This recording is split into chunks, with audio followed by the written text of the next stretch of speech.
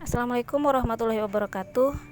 Kami dari Angkatan 42, Kelompok 2, Latsar CPNS Kota Bima, yang beranggotakan saya sendiri, Utami Nurfitrianisa SPD, Kisman SPD, M. Imran Ibrahim SPD, dan Muhammad Fahrul Roji SPD, yang dalam hal ini akan membahas analisis isu kontemporer pada lingkungan sekitar. Pada bahasan analisis isu kontemporer meliputi pengertian isu-isu strategis kontemporer dan terkait analisis isu. Yang pertama, pengertian. Isu adalah masalah yang dikedepankan untuk ditanggapi dan disikapi, sedangkan kontemporer adalah suatu hal yang masih eksis terjadi, yang berlangsung sampai sekarang.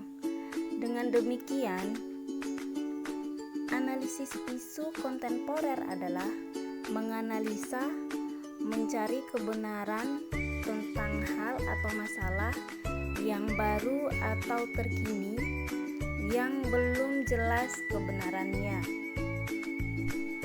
Kemudian, isu-isu strategis kontemporer. Di sini isu-isu strategis kontemporer meliputi korupsi, narkoba, terorisme dan radikalisme, money laundering, dan proxy war. Selanjutnya terkait analisis isu, yaitu pertama, memahami isu kritikal. Kedua, teknik tapisan isu. Yang ketiga, teknik analisis isu. Teknik analisis isu di sini meliputi mind mapping, fishbone diagram, serta analisis SWOT.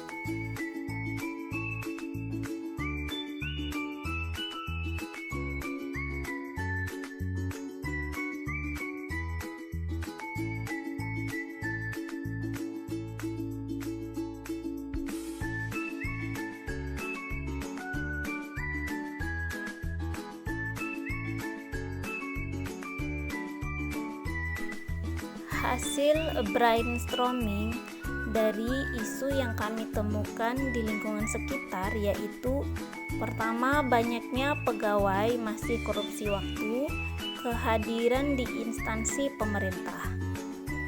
Kedua, maraknya penggunaan narkoba. Ketiga, kekerasan anak melalui bullying di kalangan pelajar. Keempat, kurangnya masyarakat memilah berita yang belum jelas sumbernya. Dan yang kelima, banyaknya pengangguran di masa pandemi seperti sekarang ini.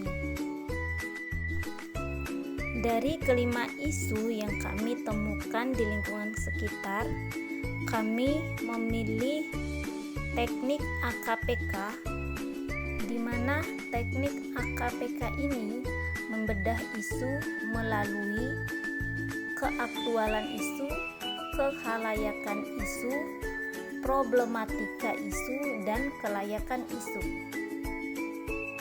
Hasilnya hanya satu isu yang memenuhi semua aspek teknik AKPK, sehingga isu yang terpilih yaitu kekerasan anak melalui bullying di kalangan pelajar.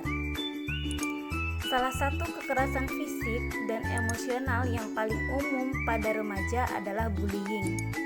Kasus bullying terhadap kalangan remaja selalu meningkat pada jenjang pendidikan. Bullying merupakan tindakan negatif yang berdampak pada depresi, kecemasan, keluhan kesehatan, prestasi akademik menurun. Kasus bullying belakangan ini sering terjadi dan menjadi sorotan serta pembicaraan khalayak. Serta beberapa kasus bullying yang mencuat belakangan ini sering melibatkan anak-anak sekolahan, sehingga mempengaruhi keaktifan proses kegiatan belajar mengajar. penjelasan isu terpilih. Pada aspek aktual, isu yang kami pilih sering terjadi di kalangan masyarakat. Kemudian aspek kekhalayakan, isu yang dipilih ini masuk akal, realistis, serta relevan untuk dimunculkan inisiatif pemecahan masalahnya.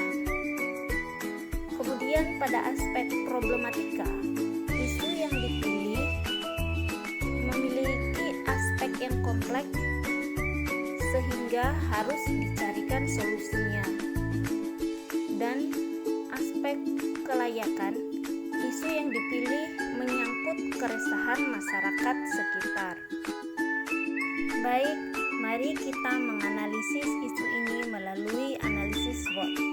Yang pertama, kekuatan atau strengths, yaitu kurangnya kontrol dari guru dan kurangnya interaksi pelajar dengan orang tua. Kemudian, kelemahan atau weakness.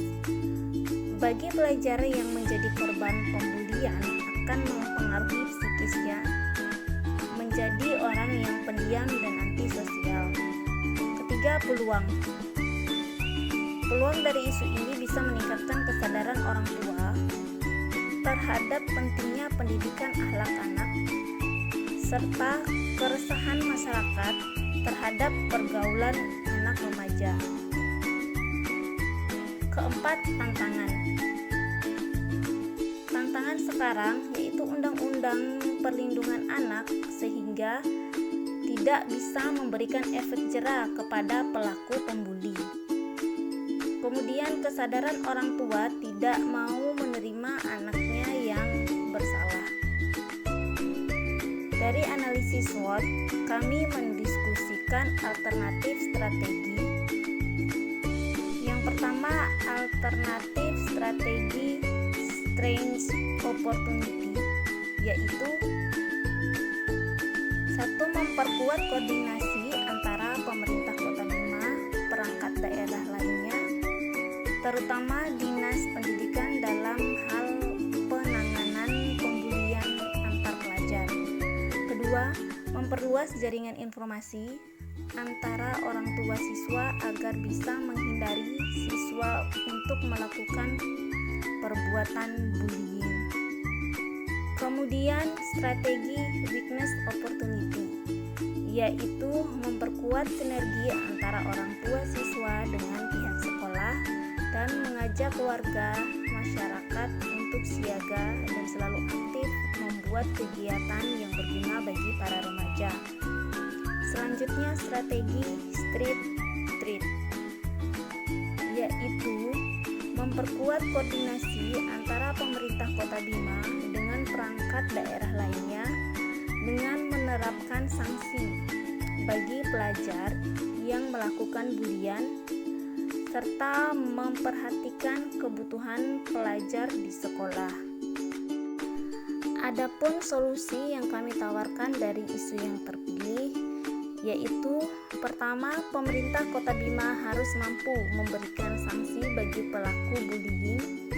Kedua, pemerintah Kota Bima memberikan edukasi tentang dampak bullying. Keempat, pemerintah Kota Bima memperkuat koordinasi dengan Dinas Pendidikan agar selalu memonitoring di sekolah-sekolah. Mari kita serukan stop bullying terhadap anak. Demikian hasil diskusi dari kelompok kami. Sekian, wassalamualaikum warahmatullahi wabarakatuh.